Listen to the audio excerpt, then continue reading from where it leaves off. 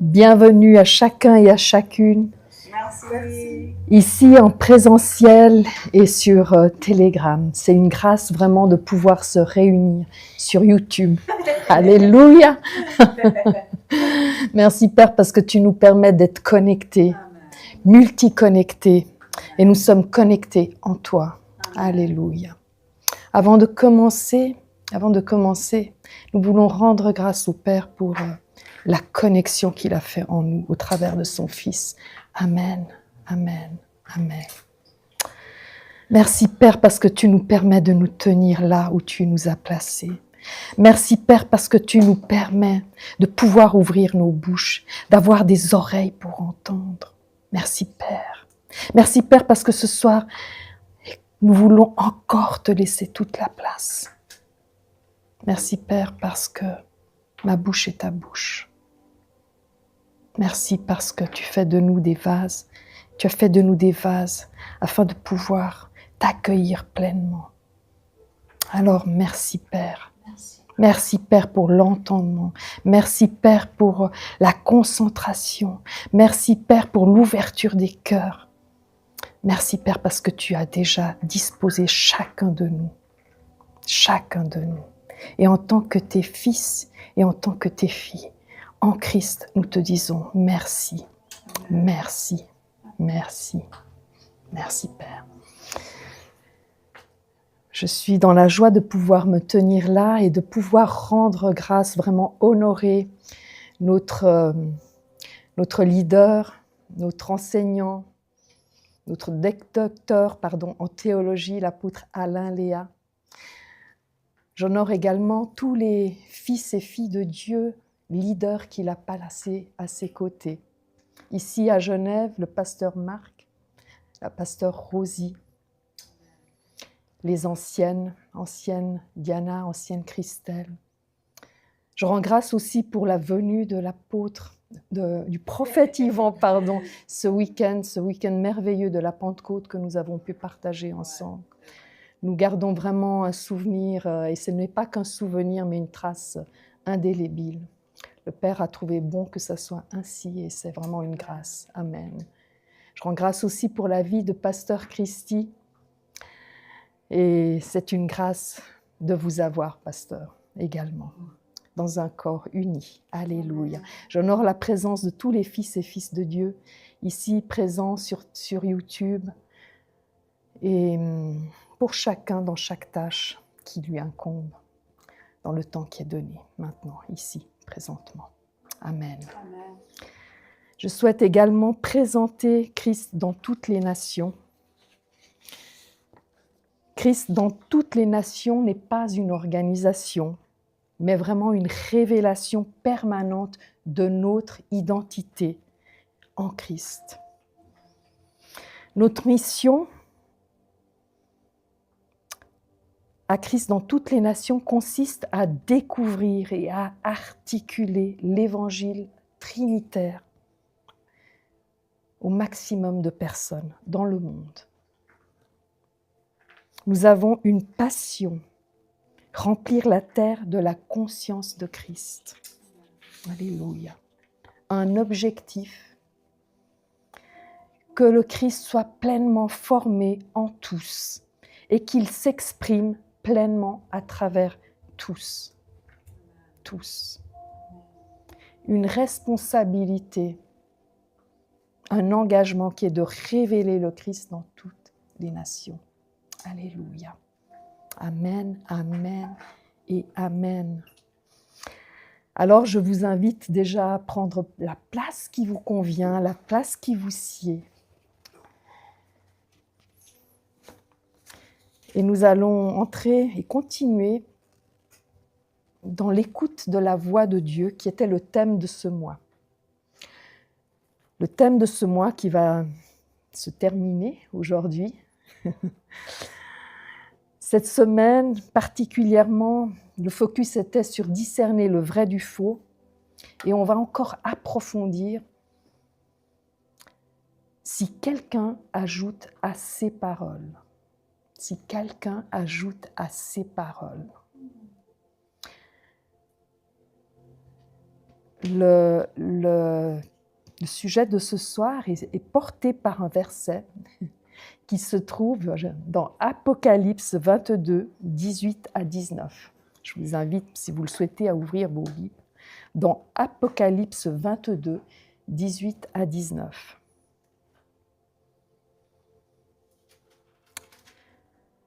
Je le déclare. À quiconque entend les paroles de la prophétie de ce livre, si quelqu'un y ajoute quelque chose, Dieu fera venir sur lui les fléaux décrits dans ce livre. Et si quelqu'un retranche quelque chose des paroles du livre de cette prophétie, Dieu retranchera sa part de l'arbre de vie. Donc, restons sur le focus si quelqu'un ajoute à ces paroles. Ces paroles.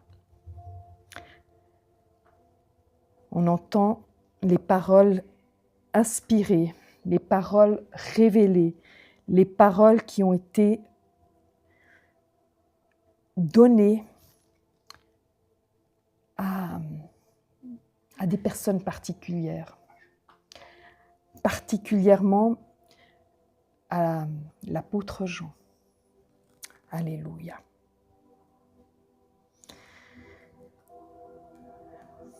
Donc nous sommes invités à comprendre ce qui vient de Dieu. Alléluia. En nous appuyant bien sûr sur les Écritures, comme le verset que nous venons de lire le cite, sans y ajouter ou soustraire même ne serait-ce qu'une virgule, un point, modifier la tournure, la direction, l'intention. Car tout, absolument tout est soumis à l'Écriture. Je vais prendre un exemple pour comprendre pourquoi tout est soumis. Un exemple très simple. Est-ce qu'il vous est sûrement arrivé de donner une instruction ou d'expliquer quelque chose qui est important pour vous? Vous le donnez avec vos mots, avec votre intonation, bien précise. Et quand la personne exécute l'instruction que vous venez de lui donner, elle change l'intention, la direction et le sens même prend un autre tournant. Donc, on voit que là, l'écoute est importante, vraiment importante, elle est primordiale. Dans le mouvement de notre société, l'écoute s'est beaucoup perdue. On fonctionne beaucoup par le visuel. Et ça demande vraiment une action qui est intentionnelle et volontaire. On est souvent dans l'action de faire vite, de courir, d'agir. Mais l'écoute est vraiment quelque chose d'intentionnel. En fait, on se dispose face à l'autre, on se dispose pour être pleinement là, pleinement là. On oublie tout ce qui est à côté. Il n'y a plus rien d'autre, comme dans une bulle. Et dans la bulle, il y a une intimité. Il y a une intimité. Je reviens sur l'instruction avant d'entrer dans l'intimité. Dans cette disposition, quand on est connecté, quand deux personnes sont pleinement connectées et que l'instruction est vraiment suivie, que la direction est très claire, en fait, l'objectif est atteint rapidement. L'objectif, c'est comme une flèche, ça arrive et ça atteint la cible précisément, connecté.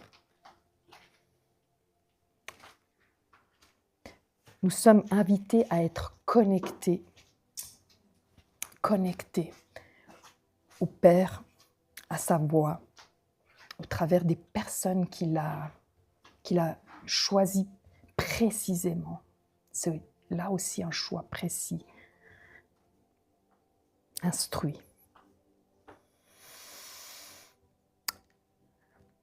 L'Esprit souffle et nous parle, il nous donne à l'intérieur de notre être une forme précise, en fait, vraiment une forme qui est conduite par une communion, cette intimité dont je vous parlais.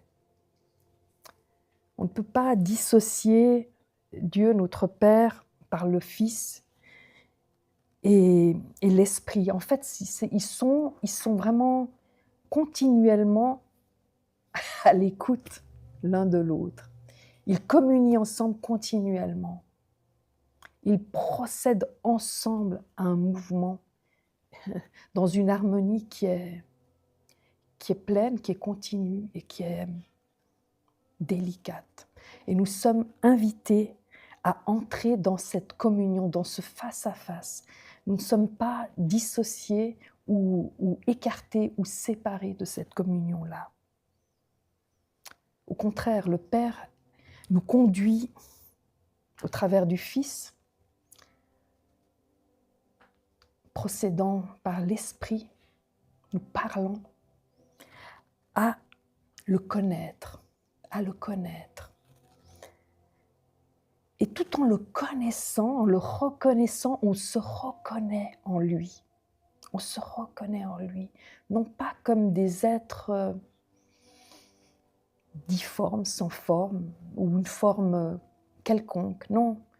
Vraiment une forme qui a été vraiment choisie, voulue, à son image. Une forme unique. On peut imaginer un père qui aime passer du temps avec son enfant, qui joue, qui le prend dans les bras, qui le soulève, les éclats de rire qui sont partagés, la joie. Ceci développe un lien qui est unique. Il n'y a pas deux pères, deux fils, deux enfants, deux parents qui vont être les mêmes. C'est une relation unique. Il nous invite à entrer dans cette relation-là. Ça nécessite un engagement, une participation. Alléluia. Merci Père. Comme on l'a vu tout au long de ce mois, l'apôtre Alain Léa nous a amené à affiner cette écoute à l'Esprit de Dieu dans les différents messages qui ont été partagés, dans tous les exemples qui ont été donnés, dans les lectures, dans les textes. En fait, tout ce support-là nous amène à comprendre, à entendre qui est l'Esprit, qui est Dieu, qui est le Fils, en fait, et nous-mêmes, qui nous sommes là-dedans. Et à croître dans cette connaissance en esprit et en vérité. Alors bien sûr que nous avons des pensées limitantes qui peuvent venir perturber les ondes, comme une radio vous savez, ces anciens transistors qu'on réglait parfois, l'onde était un peu brouillée, on réajuste, on réaligne. Alors il y a parfois des pensées de notre âme qui nous freinent dans cette croissance ou qui nous dévient de la trajectoire. Alors, une des pensées pourrait être « Oui, mais moi, je ne suis pas dans la tête de l'autre, je ne suis pas dans l'autre personne, je ne sais pas, en fait, je ne peux pas tout comprendre. » Et puis, rester concentré, pour moi, j'ai un problème de concentration, je n'arrive pas à rester à cet endroit-là continuellement. Et puis, pourquoi toujours l'autre? Et puis moi, dans tout ça, toujours l'autre? Enfin voilà, toutes sortes de pensées qui viennent de notre parcours de vie et qui font que ça remonte un peu comme des mauvaises odeurs qui viendraient, qui tenteraient de prendre la place pour changer l'atmosphère d'une pièce. Mais nous sommes toujours dans cette pièce. La pièce continue dans laquelle nous sommes, c'est dans la communion du Père, du Fils et du Saint-Esprit. Amen. Ça demande un engagement, comme l'écoute, une disposition, une intention de rester focus, concentré, même si ces pensées viennent et on les voit, on les entend, parce que l'esprit nous permet d'entendre où nous sommes. Ce n'est pas pour nous accabler, mais simplement pour nous faire prendre conscience et grandir. Alors, plus nous comprenons, plus nous nous concentrons et plus notre intention est précise. Amen. Ce n'est pas par notre propre intelligence ou notre propre force. C'est parce que dans la communion, dans l'intimité du Père, du Fils et du Saint-Esprit, nous comprenons petit à petit, progressivement, où nous sommes et qui nous sommes. Amen. Dans ce temps donné, vraiment, je vous invite à contempler, à discerner l'intention du Père, en gardant toujours le regard de fils et de filles posé sur lui. Amen. Dans cette introduction, nous avons déjà effleuré un des points que nous allons aborder ensemble. Sortir du moi-je et entrer dans l'écoute active de l'Esprit. Alors nous l'avons vu, dans la communion du Père, du Fils et du Saint-Esprit, nous sommes pleinement en lui, donc nous sommes porteurs de sagesse, de la sagesse, et pas n'importe laquelle. Ce n'est pas une sagesse philosophique, et de l'amour de Dieu, sa sagesse et son amour. Par manque de connaissance ou maîtrise de soi, nous laissons notre moi prendre le gouvernement de notre vie, parfois. Notre âme, c'est elle qui doit apprendre à écouter. C'est elle qui doit apprendre à écouter. Parfois, elle nous emmène, elle nous décentre de cet endroit-là et ça nous amène dans des chemins tortueux, des fois compliqués, des souffrances que le Père n'a jamais désirées pour nous, jamais. Donc, nous invitons vraiment notre âme à se soumettre à son autorité, à l'autorité du Père. Mais la pensée du moi-je s'oppose à la pensée de Dieu, à la pensée du Père, puisque c'est moi, comme l'enfant qui dit non, comme l'adolescent qui dit non, qui résiste, qui se révolte. Elle nous éloigne de qui nous sommes en crise de l'identité réelle qui est la nôtre. Vous allez voir, on va rentrer progressivement dans cette écoute sous différentes formes. Là, nous sommes sur le moi-je. Ce moi-je est égocentré. Il cherche uniquement son intérêt. Il s'oppose au caractère de Dieu. Il a envie de faire sa place. Il se débat un petit peu. C'est notre nature humaine qui cherche souvent à prendre toute la place et voire même la première place, au détriment des fois de l'autre. On voit les enfants dans la cour de récréation quand ils se chamaillent, non, moi, puis voilà, ça finit des fois par des cris, des pleurs. On a beau croître, grandir, mais il y a quelque chose de nous qui reste encore immature. C'est vraiment une maturité, une conscience. Voilà, notre âme résiste à l'autre, résiste au Père, résiste au changement, résiste à toute autre direction que le moi se regarde, mais encore plus à celle de Dieu. À l'inverse, l'écriture, quand on plonge dans l'écriture, quand on s'immerge dans l'écriture et qu'on notre pensée est absorbée par l'écriture,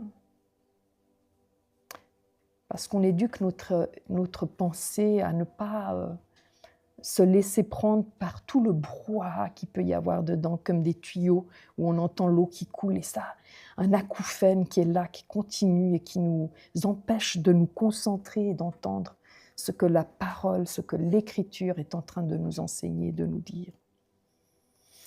Alors, l'Écriture nous révèle vraiment le caractère de Dieu et nous conduit dans la réalité de sa présence en chacun de nous. En chacun de nous. Oui, vraiment en chacun. Conscient, pas conscient. C'est une réalité qui est ici et maintenant, qui a été, qui est et qui sera. Il n'y a pas de conditionnel dans cette réalité-là. Dans 1 Jean 4 au verset 8, « Celui qui n'aime pas n'a pas connu Dieu, car Dieu est amour. » Ce n'est pas une condamnation, c'est simplement une prise de conscience de là où nous en sommes. Simplement, pas de jugement. Éphésiens 4 au verset 6, « Un seul Dieu est Père de tous, qui au-dessus de tous, parmi tous et en tous, qui est au-dessus de tous, parmi tous et en tous. Un seul Dieu est Père de tous. » Alléluia. Ce premier point, sortir du moi-je, et l'écoute active de l'esprit nous amène au deuxième point. Discerner ce qui vient de Dieu. Voilà, on a compris qu'il y avait notre propre âme, qu'il y avait notre ego. Et maintenant, nous allons aller vers le versus qui est Dieu, notre Père. Alors, on va lire ensemble 2 Corinthiens 1 au verset 21, simplement pour comprendre qui est Dieu.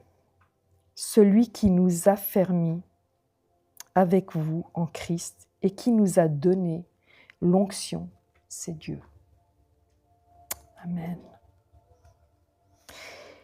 Il n'est point écrit que nous nous élevons ou nous abaissons les uns avec les autres dans ce verset,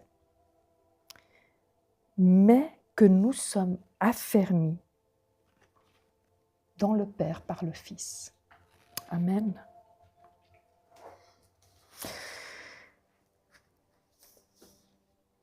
Alors, je vais partager avec vous un exemple simple du quotidien qui m'est venu à l'esprit. Vous êtes dans un magasin, vous cherchez une paire de chaussures, et là, vous avez vu la paire de chaussures. Waouh! Elle est exactement comme dans vos rêves, comme vous l'aviez imaginé, la couleur, la taille, la hauteur du talon, tout est parfait, la matière, tout est parfait. Vous entrez les deux pieds dans cette paire de chaussures, et un des souliers est étroit. Vous savez qu'il est étroit, vous savez que vous n'êtes pas confort dedans, pas du tout, pas du tout. Mais le désir, l'envie prime sur la réalité des choses. Et là, vous allez vous empresser pour pas que ça revienne en arrière vers la caisse. Vous dites, voilà, je prends cette paire de chaussures. Vous arrivez à la maison, vous êtes encore tout content, le lendemain, vous mettez cette paire et vous passez même pas à la porte parce qu'en fait, ça ne va pas le faire.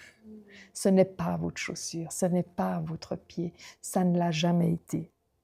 Et pourtant, votre désir, l'esprit, puisque nous sommes des êtres d'esprit, pas une pensée comme ça fluide qui... Non, on sait à l'intérieur de nous que ce n'est pas là qu'on doit être, ce n'est pas là qu'on doit marcher, ce n'est pas avec cette chaussure-là, mais le désir prime. le désir prime.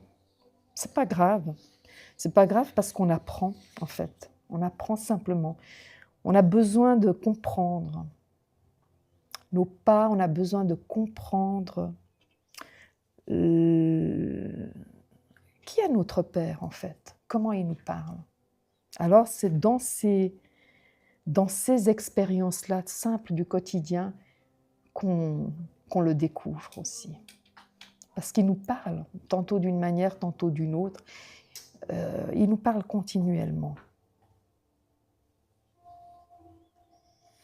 Alors, spirituellement, nous pouvons voir cette image de la chaussure également avec quelques petites phrases, quelques petits exemples qui vont nous parler ou pas, mais qui vont faire remonter d'autres exemples de notre chemin spirituel dans lequel peut-être on va se retrouver. Alors, on peut penser entendre l'Esprit nous dire « Dieu m'a dit quelque chose que l'Écriture ne dit pas ». Oui, Dieu m'a dit, mais ce n'est pas dans l'Écriture, Dieu m'a dit. Alors je vais parce que Dieu m'a dit, mais je ne le vérifie pas. J'ai une révélation spéciale, mais c'est tellement spécial que c'est au-delà de l'Écriture. Non, ce n'est pas dans l'Écriture, mais moi je l'ai reçu spécialement, c'est pour moi. Ou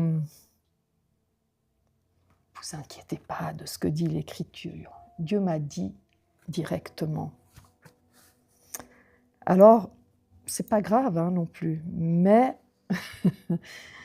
voilà, nous sommes vraiment invités, on l'a vu, à l'humilité, dans le premier point, à l'écoute et à la découverte et à la compréhension de comment le Père nous parle, comment le Père communique avec nous. Et il y a une façon qui est indiscutable et qui tranche vraiment. On le verra dans le point qui suit, c'est vraiment l'Écriture qui est vraiment, quand on dit l'expression gravée dans le marbre, allez essayer d'enlever une lettre qui a été gravée dans le marbre. Vous pourrez essayer de faire tout ce que vous voulez, vous pourrez mettre du ciment pour enlever cette lettre, vous pourrez essayer de gratter pour donner une autre forme à cette lettre, mais ça va toujours se voir, en fait, ça va toujours se voir. Ce qui est de la source de l'origine reste la source et l'origine.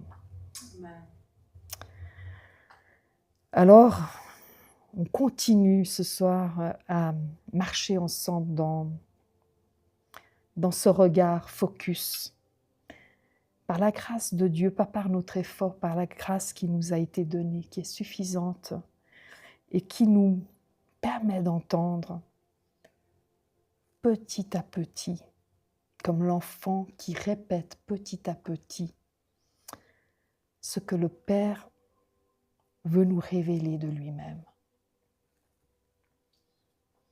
Amen. C'est une réalité qui dépasse notre intelligence humaine. Ça dépasse vraiment notre intelligence humaine. C'est pour ça que nous sommes vraiment invités, le Père va toujours nous inviter d'une manière ou d'une autre, à entrer dans la communication avec lui. On parle beaucoup de communication, on a beaucoup de moyens de communication, mais le Père a toujours eu des moyens différents, mais solides pour nous parler. Une des façons qui est directe, c'est la prière. La prière, elle est une connexion. Il n'y aura jamais une perte de Wi-Fi, il n'y aura jamais un câble qui est abîmé. Jamais, jamais. En tout cas, lui sera toujours branché à nous. Ça demande un engagement, une disposition. De nouveau, j'entends le bruit de notre quotidien qui nous éloigne, mais voilà, on sait que ça, c'est là et ça ne nous sera jamais enlevé, la prière. Un autre temps dans lequel nous pouvons entrer dans ces profondeurs, c'est l'adoration. Là, je ne sais pas si vous entendez, il y a un petit bruit de fond, une musique qui est là, qui nous accompagne, qui nous berce. Eh bien, le Père aime être dans cette adoration avec nous. Il aime nous voir nous réjouir et l'honorer et déclarer notre cœur, notre amour pour lui. Et dans cette déclaration, dans cet honneur, c'est un honneur de pouvoir le faire. C'est vraiment un honneur. Il se réjouit et se manifeste. Et ce n'est pas dans un ordre de croissant ou décroissant que j'ai mis ces 3 points. La méditation de la parole. Donc vraiment, plongeons dans toutes ces différentes dimensions et n'hésitons pas en fait à nous laisser guider. C'est vraiment là que nous ressentons son amour. Le connaître, c'est ressentir son amour. C'est écouter ce qu'il veut nous dire aujourd'hui, demain et à chaque instant. Le 3e point, qui sera le point de clôture, c'est discerner l'écriture. Donc nous avons parlé de ne rien changer, de ne rien ajouter à ce qui est de l'écriture. L'écriture éclaire notre identité en Christ. C'est à la lumière de l'écriture que nous accédons et que nous procédons par l'Esprit Saint à comprendre les desseins et les mystères divins. C'est vraiment dans la parole. L'écriture éclaire qui nous sommes. L'écriture éclaire notre identité en Christ. Elle la définit, elle la forme. Dans Psaume 119, au verset 105, la parole nous dit « Ta parole est une lampe à mes pieds et une lumière sur mon sentier. » Une lumière sur mon sentier. Une lampe à mes pieds. On parlait des chaussures tout à l'heure. C'est vraiment... Là, je me tiens sur mes pieds. Elle donne la direction. Elle donne vraiment la direction. Elle éclaire notre marche. Merci Père. Merci Père. Elle s'adresse à tous. Elle est universelle. Elle n'est pas égocentrée sur une personne, sur une autre. Non. Tout ce qui va y être dit, à la virgule, à la lettre près, au mot près, c'est pour chacun de nous. Chacun de nous.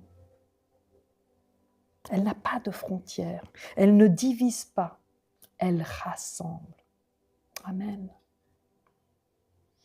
Le docteur Kay Fairchild dit « L'écriture est votre fil d'aplomb. » Vous voyez une construction, un édifice qui doit être érigé. Et là, l'architecte met un fil d'aplomb.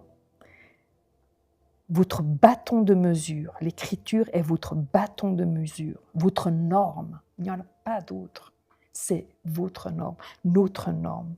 Tout ce que vous entendez intérieurement, extérieurement des autres, des circonstances, doit s'aligner avec l'écriture. Fil d'aplomb.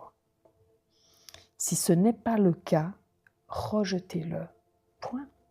Rejetez-le. Aucun témoignage impressionnant, aucune personnalité charismatique quelle qu'elle soit, aucun signe miraculeux ne remplace l'autorité de l'écriture. On parle d'autorité de l'écriture. Elle a toute autorité. Cette citation m'a rappelé une période de ma vie. Une période de ma vie où j'ai pu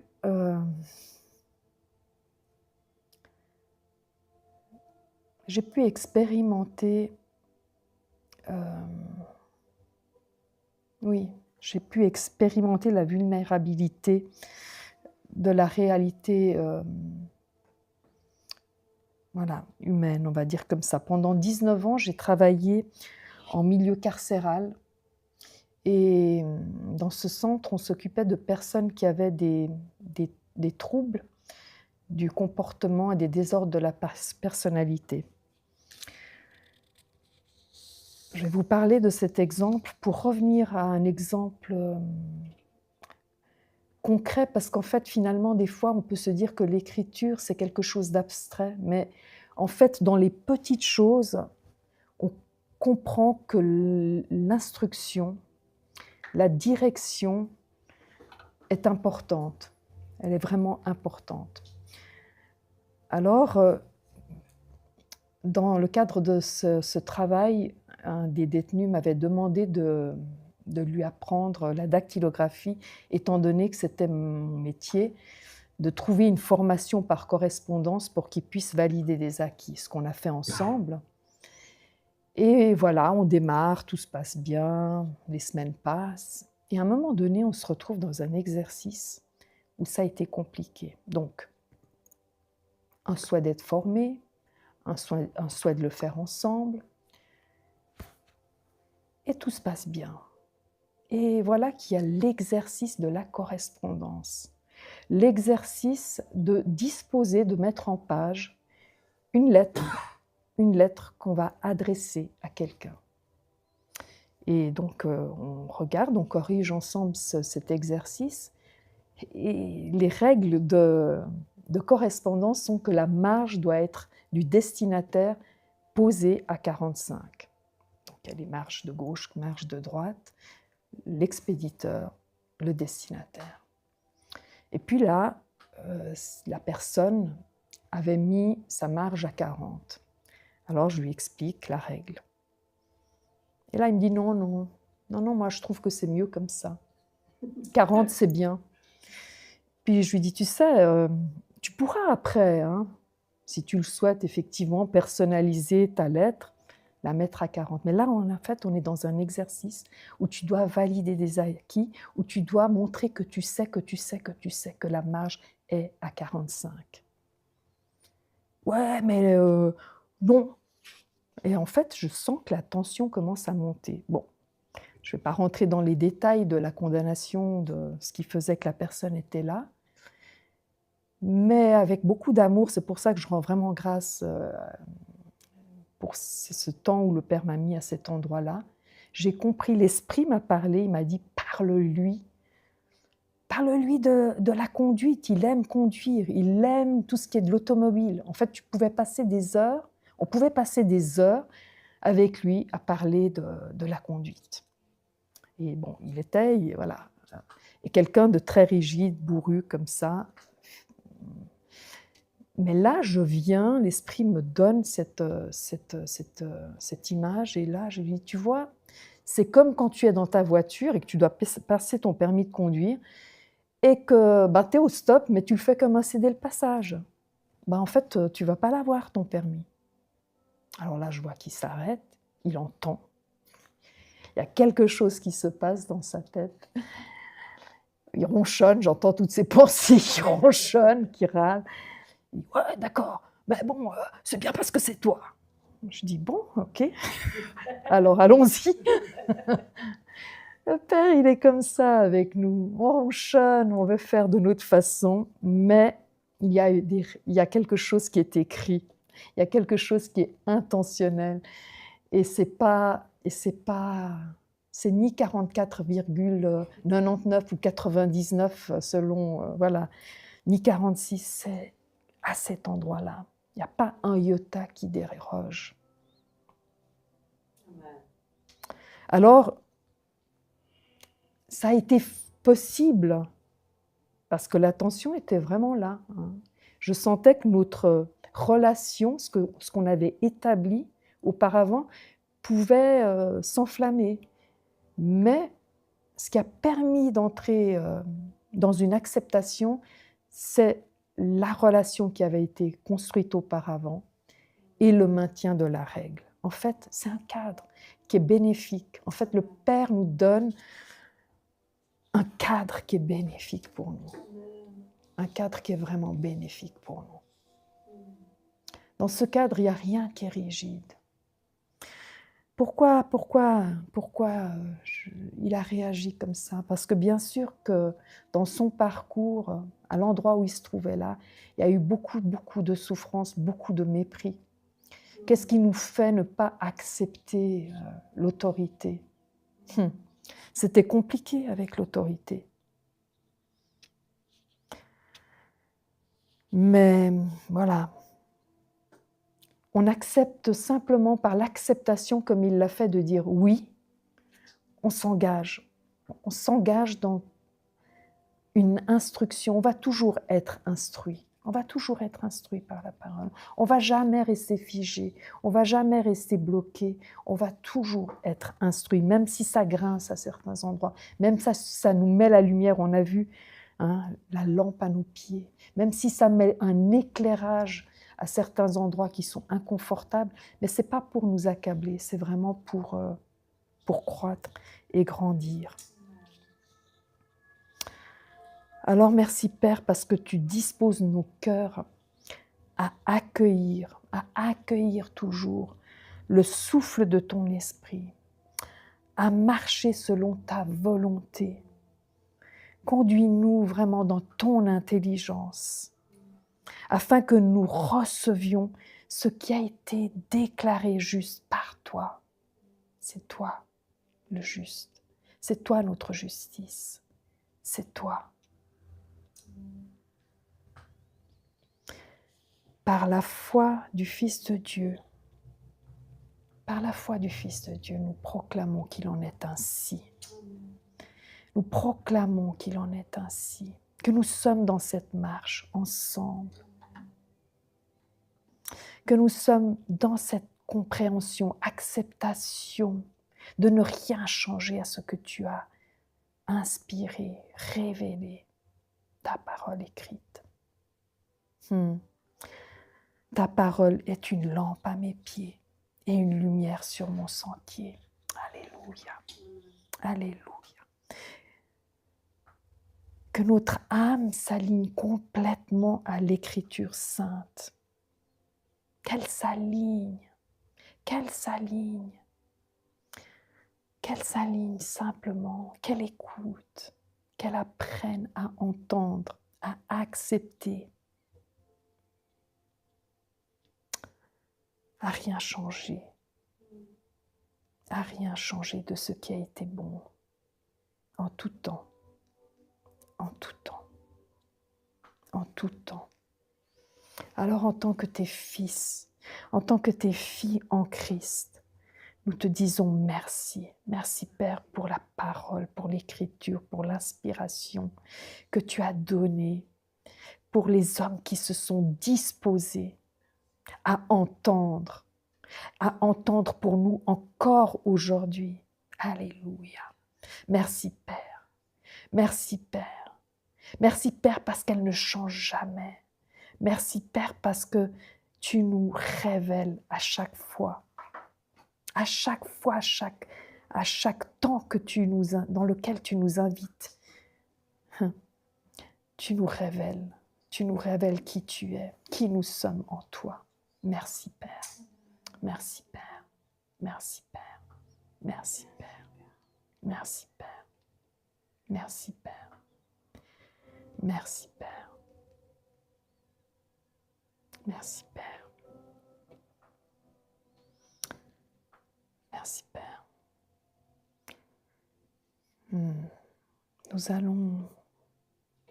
Nous sommes arrivés à la fin de ce voyage ensemble. Nous l'avons fait ensemble. Vraiment ensemble, quel que soit ce qui peut rester de nébuleux encore, mais l'écriture est là pour révéler, continuer à révéler. Alors nous allons terminer, clôturer par cette prière de fin. Père, merci pour ta parole écrite, complète, suffisante, finale. Pardonne-moi quand j'ai traité d'autres voies comme égales ou supérieures à l'Écriture.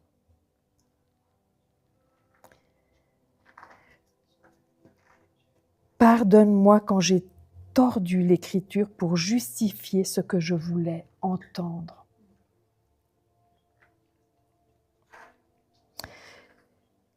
Que ta parole soit ma norme, mon autorité, ma cour d'appel finale. Alléluia. Rien ne supplante l'Écriture. Je m'y soumets complètement. Amen. Amen et Amen.